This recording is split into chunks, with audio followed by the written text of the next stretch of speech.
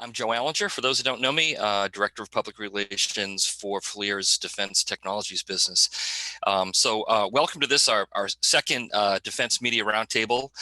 For those joining for the first time, we're glad to have you aboard. And for those who joined us back in October, welcome back. We're glad you could make it. I think we've got a really interesting topic today and discussion that's going to be focused around multi-domain operations. Clearly a doctrine and a set of operating principles of increasing importance to militaries around the globe, and thus to defense companies like FLIR that are helping to provide a lot of the new systems and technologies that enable it to operate on the battlefield. So each of our speakers are going to touch on a different aspect of solving for that MDO equation, if you will. Our first speaker is going to be Proulx Boonstra. Troy is a former combat helicopter pilot. His current role is probably only slightly less dangerous now as Vice President of Product Management for FLIR Sensor Systems business. So Troy, you've got the stick. All right, thanks, Joe, and thanks, team. I get the privilege of sort of introducing the topic here, so I just want to kind of cover a couple of things up front. It's always good to say when we're trying to propose solutions to problems, it's best to demonstrate some understanding of the problem. So that's the attempt here, is to just say, what does the doctrinal document say about multi-domain operations, and how does it apply, especially in the peer-to-peer type threat that we're facing now. Now, as you look at the current scenario, this is a TRADOC pamphlet document. And again, overview wise, it's just important to understand that there's always a balance that we're trying to maintain between force projection and threat standoff. And that balance hasn't changed since the beginning of time when you think about it, right? I mean, a boxer is all about reach. In medieval times, archers were all about getting that standoff. So that's the aspect that we're trying to discuss specifically. And then one other aspect I just wanted to hit on this slide, which is, again, when we think multi-domain operations, the typical mindset goes to air, sea, land, the traditional domains that we think of. The reality of it is that the military of the future with these peer level threats is expecting all domains to be contested, including the entire electromagnetic spectrum. So as we go into the topics today, we're going to talk a little bit about what FLIR brings to the table with regard to maintaining that balance and trying to do force projection while maintaining standoff and creating that space. So we can go to the next slide, please. And then within this, I'm going to work us around this wheel. So if you start at the center, you've got strategic priorities that are set by the authorities of our command structure. When you look at the upper left, then it's super important that we increase understanding. So what we're trying to do as a company here is provide tools that increase the understanding level of all of those operating in the multi-domain operations. So I put the 3 bullets down as learn, confirm, know, because that's kind of what we're trying to do. And the tools we bring to the table is 3D image generation. So again, if you can actually train a system to recognize things, then you can generate 3D images of it, and vice versa. You can take 3D images and train the system also. And then change detection. So again, what we're talking about moving from is situational awareness to situational understanding. And understanding requires a context, if you will. So what we're trying to do here is just say, let's weave that into a fabric of understanding. So let's move beyond just that awareness of an issue, and let's understand what's going on by applying context to it. Working around the wheel then, accept reasonable risks. As we go across the domain here, it's important to understand that there are risks at all different levels. So how do we as a company help ID assess, mitigate, manage those risks? And again, one way is integrating more awareness. So integrating more tools into our tools. So it doesn't necessarily even need to be a FLIR tool, but if we can integrate other tools to the system, it makes our tool more useful. So integrated terrain awareness is one aspect of it. Understanding how the terrain will modify the operation, how the terrain will impact everything from threat to, again, visible threat to non-visible threat. And then ID unseen risks. I just threw that picture in there just to kind of show that, seeing through smoke may seem like a sort of a corner case at some point, but the reality of it is that additional awareness awareness really helps with the threat identification and understanding what you're about to walk into. And that's everything from, again, a police officer and a firefighter to military operations, direct conflict. Again, working around the wheel there, drive better decisions faster. I mean, we hear this all the time from our customers, is that they have lots of information, but what they're trying to do is get that decision loop tighter. And if we get the tighter we help them get that decision loop, the better we are in terms of creating space. So you're going to hear from my colleagues in a few minutes here about how the battlefield will change with regard to each one of these in a little bit more detail. But it's really all about creating that space and understanding that the days of a cavalry scout out there or a infantryman walking point in the jungles of Vietnam, for example, is going to look very, very different on the future battlefield. And then again, down at the bottom there, leveraging precision to deter. What we're talking about there is alternative ways to get to precision. So precision weapons have been around for a long, long time now, about 30 years. But now when you look toward the future of if that domain is contested, GPS denied, and or not having the full spectrum visibility that you typically have today or have had in these coin conflicts that we've had over the last few years, the reality of it is we're going to have to go at it a little bit differently. So when we start talking about geolocation or precision location of a enemy threat, whatever, but we're doing it through scene matching and or some type of spectrum, visual spectrum, if you will, that makes it a very, very different and very more compelling case to say that, hey, now I can go into that area and actually be very passive in my approach, meaning I'm not having to use radar, I'm not having to use the typical active systems. And again, this is especially important in the maritime environment. Then I can passively, again, surveil and then do scene matching to navigate actually. And then the better that picture gets, even better when you start looking at how can we swarm, loiter, and continue to persist over a threat area. And again, you're going to hear a little bit more about this as we go through the briefing, but the multispectral is also multifaceted. If you get multiple systems up there in the air, loitering and swarming, they all have a different viewpoint. And the better we can stitch that together, the better picture we have. So again, that's all about weaving that fabric of understanding together. And then the last bullet over here on the left is just detect early, avoid, create space. So again, just like a boxer with its reach, you want to try to maintain some type of standoff, and creating real-time awareness is a very important aspect of that. So the sooner we can close that loop and understand what's going on, the better off our operators are in terms of they can either bypass the threat, address it directly, or do some type of passive surveillance. And that's everything from an environmental threat like the brownout condition there to a chemical threat that Dr. Cullin's going to talk to you about here shortly. So that's really my introduction of the topic. And from there, I'll hand over to my cohorts. Right, Tom, I think you're up. Great. Okay. Thank you, Joe. Thank you, Troy. So I really like this quote from General Murray because I think it captures very well what the motivation is for putting robotics and autonomy on the battlefield. And make no mistake about it, the battlefield of the future will be occupied with robotics. There's another saying that I'm really fond of. It's a bit of a mantra that we have around here at FLIR, and that it goes like this: we put distance between good people and bad things. And I want to talk about that a little bit. In particular, I want to talk about distance. So I've been designing various military robots for about 22 years. And I've watched this evolve over those 22 years. And the distance piece of that, we put distance between good people and bad things. The distance piece has evolved over time.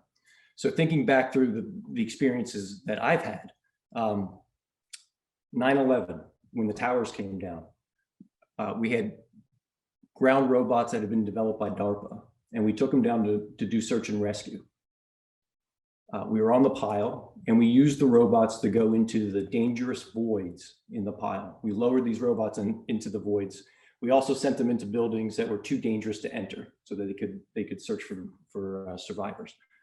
In that case, the distance was tens of meters into the dangerous void and into the dangerous building. Summer of 2002, I spent in Afghanistan, and we were using these robots to search the mountains and caves of Afghanistan, looking for Osama bin Laden. And in that case, we sent the robot into a cave looking for bad guys and booby traps. And the distance there was 100 meters. But again, putting distance between good people and bad things. And as the threat developed in Afghanistan and later in Iraq, IEDs became the #1 threat to coalition troops. And we used robots to now put hundreds of meters of distance between good people and bad things. And we used those robots to defeat IEDs with success. Now we think about the battlefield of the future, and the goal here is that first contact with the enemy happen robotically. And we're talking about distance now of many kilometers. So if we click to the next slide, please. If you think about the battlefield of the future, the forward line, if you will, is robotic. Contact with the enemy will begin first with recon, with unmanned air systems swarming over target objectives to do target classification. Assets further back that are doing long-range recon and can also do targeting to guide in smart munitions. And then a forward line that will actually roll forward and engage the enemy to disrupt and attrit, and to also enter into buildings and subterranean structure to map, to identify threats, hazmat, weapons of mass destruction, chem bio threats, IEDs. But all of this forward of the manned element to put that standoff distance. All of this with robots that have superhuman capability, meaning they have sensors and processing power that humans don't. They can penetrate fog, they can penetrate dust, they can see at night, they can immediately classify targets, help identify civilians, and build a common operating picture of the battlefield that will allow commanders to move assets around, but also to call in strikes from long-range strike assets like helicopters. So robots rolling forward, collecting the data, building this common operating picture, and then having first contact with the enemy. This puts the distance between good people and bad things. Tom, I wanted you to remind you, obviously, with the robots underground. I don't know if you wanted to make that point with the subterranean aspect as well. Yeah, absolutely. It's an important aspect. Tunnels are a major element of a lot of the battlefields that we fought in, but also ones that might be battlefields in the future. So getting into subterranean and mapping out those tunnel complexes, going into buildings, going into sewer lines. These are areas that have to be mapped and analyzed for threat. Thanks very much, Tom. Next up is David Proulx. He's our Vice President of Product Management in our UAS business. David. All right, thanks, Joe, and thanks, Tom, for the great segue, almost like we planned it this way. So as Tom showed very eloquently on the prior chart, as the robotic element moves into first contact, the idea of identifying these threats is not just limited to things that can be seen or touched. And in fact, in many cases, that first contact is going to be outside of the visible spectrum and take place either electronically or in the realm of chem, bio, rad, or other forms of hazardous materials. So just like historically, as the human element moved out into contact, and they did so with all 5 of their senses, all of their faculties available to them, so with the robotic element, one of the emerging challenges and opportunity spaces is how do we enable them to sense in all domains that are relevant to the mission environment. And while it's certainly perhaps not revolutionary to talk about putting a gas detector on a drone or putting an IED effector on a ground robot, for our customers, our end users, progressively, this is not a question of or. This is not a question of taking a robot and making it single purpose by strapping a certain sensor to it, but it's universally a question of and.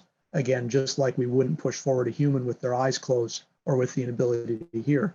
Similarly, in real time, without trading one for the other, the robotic element needs to operate across all these domains. So, a human might have 5 senses. We kind of characterize the robots as having 3 primary sensing modalities or domains. One is optical, and that's not just visible light. Of course, infrared, we wouldn't be FLIR to talk about infrared. That's ultraviolet, that's all along the electromagnetic spectrum. Then there's the CBRN domain, which Dr. Cullin is going to talk about in length, both at standoff as well as when interacting at short distance with the specific threats.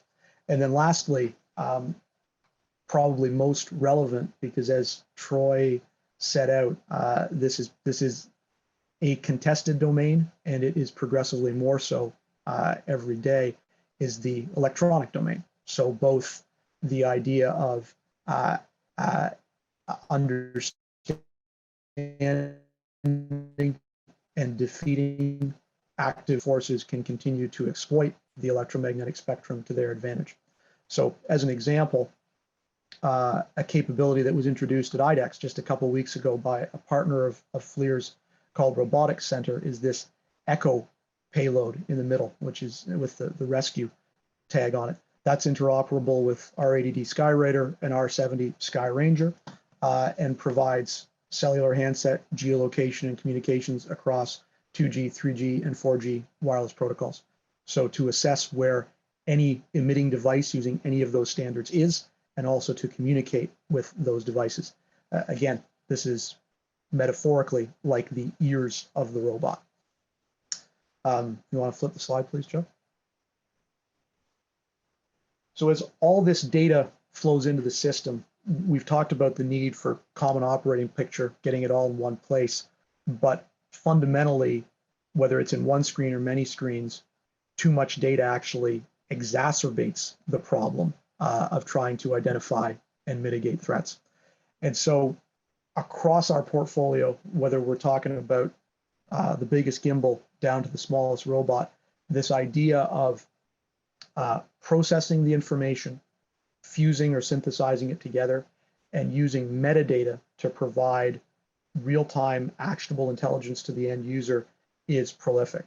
And so a couple of visualizations of that. On the left-hand side, you see the graphical user interface from our 380X turrets, which come out of Troy's line of business and are mounted on larger fixed-wing, rotary wing, and unmanned platforms. And as an example of how we're not just trafficking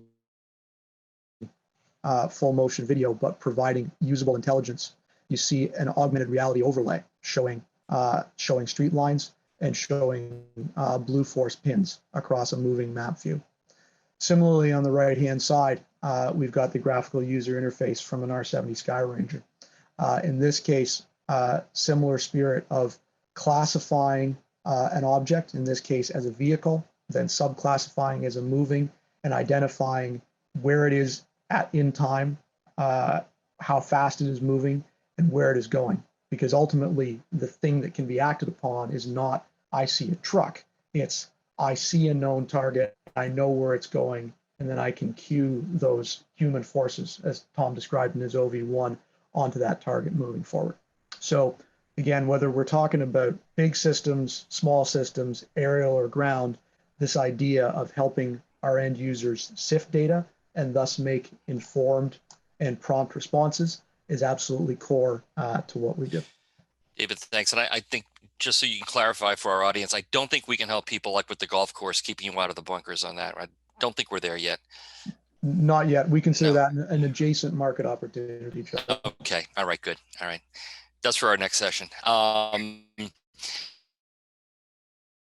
Thank you. Thanks a lot, David. We're going to finish strong with our PhD in the group here this morning, Dr. David Cullin. Yeah, so when we David, do figure out this keeping the golf ball out of the bunker piece, I hope we're going to share that internally so that it can help all of us with that particular problem. So yeah, so it's a pleasure to sort of back clean up here. And I think I'm going to turn it over to Troy after that. But I kind of wanted to bring the conversation back for a second to some things that Tom touched on. And that's this idea of creating standoff time and distance. And if we kind of think back, Troy gave a couple of examples. Some of the earlier examples that I really think of in terms of creating time and distance is really the advent of the use of aircraft on the battlefield. You know, World War, I suppose late World War I, late World War I, certainly into World War II. And in response, you know, you always have the good guys and the bad guys, and somebody comes up with a new technology or a new use, and somebody comes up with a solution to it. So at that point in time, the solution, you know, the early institution of the use of radars to detect flying things, giving people on the ground time and distance to respond to aircraft coming in, either to put fighters up or something to counteract the aircraft coming in, or take protective posture and those sorts of things. And by analogy, when one thinks of CBRNE threats, the idea of, can I create time and distance from my force to where those threats are? The first thing I have to do is to come up with some understanding of what threats are really there, and then some understanding of what to do about it. If you could go to the next chart, Joe.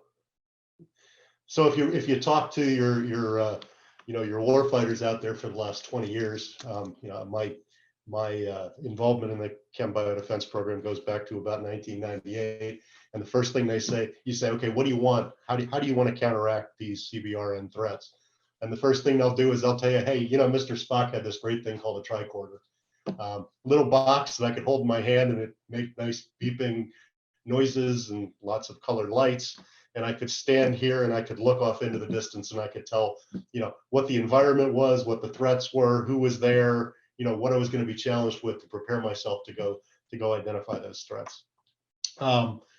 The unfortunate reality is that while we may want the tricorder and we may plan for the tricorder, physics tells us that you probably can't have the tricorder if you really want to understand, if you really want to detect and you really want to identify the kind of threats that, you know, the various chemical warfare threats or biological warfare threats and so forth. What you really can do is you can collect samples into a device and do point sensing. That's really state of the art, and really where you get identification capability from CBRN sensors. You may get a couple meters from a radiological detector because they tend to detect radiating emission. But when it comes to chem and bio sort of threats, you really have to collect a sample to get any fidelity in terms of understanding of what the materials are you're looking at.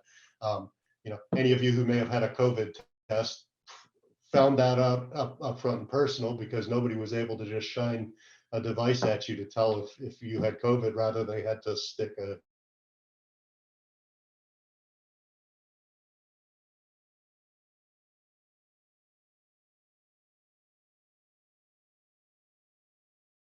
we have to deal with.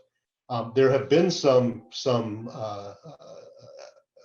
tries at trying to get to standoff detection using LiDARs, using various kinds of spectroscopy, and they really don't provide enough fidelity. Now with some of the tools that Tom and Dave have talked about, what we can think about doing now is not necessarily standing here and detecting something in the future, in the distance rather, but we can now integrate those sensors onto these unmanned platforms and actually project the point sensor off into the distance, maybe kilometers away, to detect threats that are in the air, using some of the drone type technologies, or ground terrain denial kind of weapons, things like VX and so forth, where we may put a sensor on a ground robot to be able to assess whether some route that I may want to take my force through may be contaminated with terrain denial weapons. A great set of opportunities to do that. And we're actually instituting that and working with our government customer at JPO Chem Biodefense in a program we have called the NBC RV Sensor Suite Upgrade, where we're coupling some of these is there something there tools like LiDARs with drone mounted sensors like you see on the right there. That's actually our biological sensor called an IBAC integrated onto an R80 Skyraider, where it'll fly off into the distance and fly through an aerosol cloud and be able to tell you whether it's a biological threat or not. Next chart, please. So the last point I want to make is we're not just looking at sensing technologies and putting them on platforms and going off to detect things, because as Dave said, that's a lot of information. If all we provide those users is feedback from the sensor saying there's a chemical warfare threat there, we're also now trying to paint a picture for these users. Remember, these threats, you typically can't smell them, you typically can't taste them, you can't see them, so it's sort of very nebulous to say there is a threat there. What we're trying to do is work some decision support tools to aggregate this information that's being collected far away from us and presenting a picture to our users. This may look very much like a video game to you, and that's because it is actually an image from a video game. Remember that most if not all of our future users are probably video game people, right? They probably grew up on this stuff. So this should present a very intuitive way of looking at threat off into the distance, and then you can drill into pieces of what you're looking at from a visualization standpoint to get a lot more information about the threats that we're detecting. And with that, I'll pass the baton, I think, back to Troy. Is that right, Troy? Yeah, I'll do a quick wrap up and then hand it back over to Joe. The only wrap up comments I really have is just to kind of bring us back to the beginning and saying, again, in a contested environment of multi-domain operations, there's a couple of key elements which you heard about. One is space, the other is time, right? I mean, we want to create that space and time element. And the one point I want to make on the space that Tom Frost made very well, and so did Dave Proulx, is that space doesn't mean blank space. It means a distance, right? A space between the friendly force and the threat itself. And then ultimately to drive decisions. So when you think about speed to decision and situational understanding, or that fabric of understanding that I like to say, the answer is not more information, as Dr. Cullin just alluded to, right? It's not more information. It's help me to process the information I have. And just to kind of highlight that, I will say that some of the things you saw in both my presentation and Dave Proulx is for instance, where you saw the individual holding a gun and identified as a person and a person with a gun, a subcategory. That's work that FLIR is concurrently doing literally even today as we speak with Project Convergence and its predecessors, Project Quarterback, and some of the other events that the Army in particular has sponsored. So we're directly involved with a lot of that. And it applies to multispectral viewing, which is one of the key elements that FLIR brings to the table, is that we're putting together the whole picture with all of these sensors.